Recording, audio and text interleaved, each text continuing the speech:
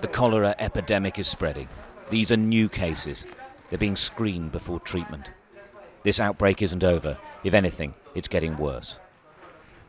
With a concealed camera, we got inside one of the most guarded buildings in Zimbabwe, the Infectious Diseases Hospital in the capital.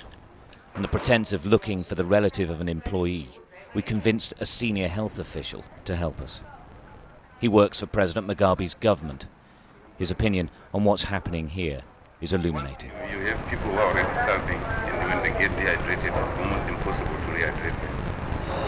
And you have those that are already infected with the HIV. They are susceptible naturally to this condition. Most of them don't survive. The very strong ones are the ones that make it. It's an man-made disorder. Why? They sat in their parliament and decided to remove the running and the distribution of water from local authorities, and they put that function into the central government. Why did they do that though? For selfish reasons. It was a vindictive move to try and frustrate the efforts of the opposition council, because they'd won in all urban areas. The poorest are suffering for certain. The rainy season has started. Each downpour spreads more filth along the streets. Broken sewers pump dirty water through the townships of the country's poorest areas. Drinking water is contaminated and the infection spreads. Families are powerless to stop the death of their loved ones.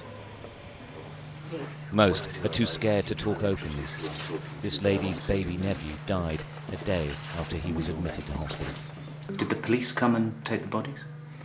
The police, they take them to the mortuary, and then they take them to the relatives who then be took to the graveyard.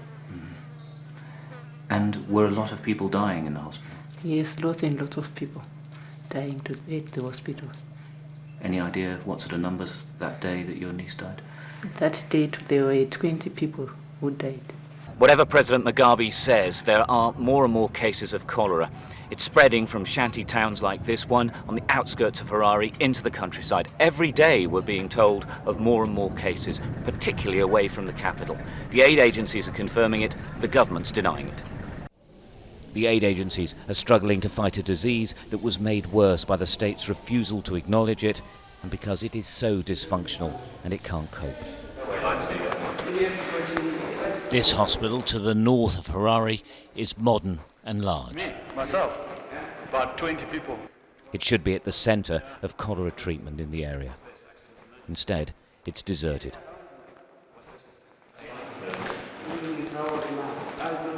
I walk through corridor after empty corridor. There's no mains power. The generators are hopelessly inadequate. Most of the staff are on strike. Not about pay, about no pay. Yeah, well, it's a state of emergency on the border now. Piles of soiled bed linen and clothes go unwashed. The stench is terrible.